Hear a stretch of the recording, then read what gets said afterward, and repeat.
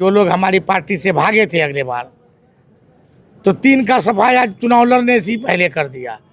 होता है ना, कभी कभार किसी का हिसाब किताब मरने के बाद होता है, किसी का हिसाब किताब होता है कि तुम मरा हो, अब ये कर देते हैं जल्दबाजी में है, तो जल्दबाजी में हिसाब किताब कर दिया। एक आदमी का हिसाब किताब होना है 14 तारीख को, 11 तारीख को जनता करेगी, लेकिन वो लिफाफा में बंद रहेगा, 14 तारीख को दिखाई पड़ेगा। ऐसा है कि 18 तारीख को मैं नामांकन पर्चा अपना दाखिल किया था और उस नामांकन में मैंने मजलिस-ए-इत्तेहादुल मुस्लिमीन का नाम भी लिख दिया था, लेकिन सिंबल जमा नहीं किए थे। सिंबल चूँकि रहता है कि आप जब तक अंतिम तिथि तक है आप सिंबल तब जमा कर सकते हैं। सही बात तो यही थी कि जो आज तक का इतिहास में जो मेरा नॉमिनेशन का ये रहा है कि हम जब तक स्वयं उसको देख के संतुष्ट नहीं हुए तो आज तक हम नामांकन को हम ये नहीं मान, चाहे वो कितनों बड़ा वकील भर ले। तो इस वजह से नहीं जमा, आज जमा कर दिया फर्स्ट आवर में ही। पहले सिंबल ही जमा किए, उसके बाद दूसरा सेट दिए, वो दोनों काम मेरा हो गया है।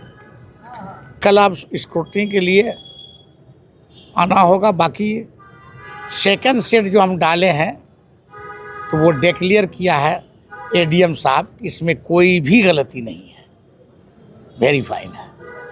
सर, आपने बीते दिनों आपने कहा कि मौलाना हमारे हैं और हमारे ही रहेंगे, लेकिन आज देख रहे हैं कि वो नॉमिनेशन के लिए आए हुए हैं। नॉमिनेशन प्राथमिकता नहीं है। मैं आज भी कह रहा हूँ, मौलाना अब्दुल्ला सालिम हमारे थे, हमारे हैं, रहेंगे। उनके लिए आज भी मेरे दिल में इज्जत है। इंशाअल्लाह वो घर वापसी होगी। सर, तो अमर ने भी बगावत कर दिया आपके के बड़े। वैसे तो हमारा विधानसभा नहीं है, पूर्व जिला अध्यक्ष है। ये लोग बगावत कर दिए। देखिए, कौन पार्टी में बगावत नहीं है। आरजेडी वाले पर तो अभी इतना बड़ा बड़ा इल्ज़ाम लगता है। कांग्रेस वाला हर बार कभी इल्ज़ाम नहीं लगता था, इस बार तो एयरपोर्ट पर मारामारी हो गया। और जो है एनडीए के भी कई घटक दल ऐसे हैं जिसको इल्ज़ाम लगा है। आरजेडी का एक आदमी को हमने देखा कि कल रोड पर वो रो रहे थे, लगता था कि शायद इसको कोरोना काल में कोरोना हो गया है, जो छटपटा रहा था। तो ऐसी ऐसी स्थिति है। होता यही है कि देखिए, कहीं पर भी टिकटार्थी 2 4 5 होता है, मिलना एक को है। और ये स्वाभाविक हो गया कि इल्ज़ाम लगाना 3 को है, 4 है तो 1 को मिला, 3 इल्ज़ाम लगा रहा है। तो भाई, जो इल्ज़ाम लगाता है, आपके अंदर कितनी ताकत है, कितनी सलाहियत है, पार्टी के लिए आप कितना काम किए हैं, इन बातों को देखकर सभी पार्टी कैंडिडेट तय करती है और उसको मैदान में भी उतारता है। जो भी पार्टियां, सब चाहता है सीट कौन लाएगा, कौन किसके आगे वाले सामने वाले जो योद्धा हैं उनके अंदर कितनी ताकत है, उन योद्धा का वो बराबरी कर करके उससे 20 देना चाहता है। इस वजह से ये मामला होता है। जिन नेताओं ने बगावत किया है वो लगातार आरोप लगा रहे हैं कि पैसे का खेल हुआ, इसलिए टिकट हम लोगों को काट दिया गया। इस आरोप को कैसे देखते हैं आप एज जिला अध्यक्ष? देखिए, सबसे पहली बात कि हमारे पार्टी में ऐसा नहीं है। रही बात कि इल्ज़ाम लोगों का लगाने का काम है, इल्ज़ाम लोग अगले बार भी लगाया था 2020 में, साथ आए। तो इल्ज़ाम लगाने का लोगों का कई तरीका होता है।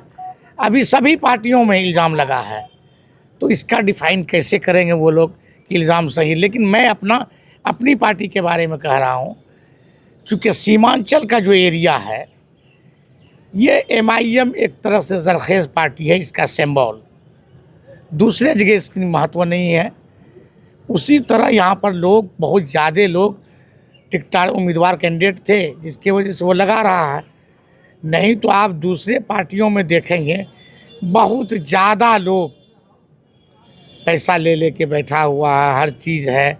अभी आप देख लीजिए ना कि जो लोग हमारी पार्टी से भागे थे अगले बार, तो 3 का सफाई आज चुनाव लड़ने से ही पहले कर दिया।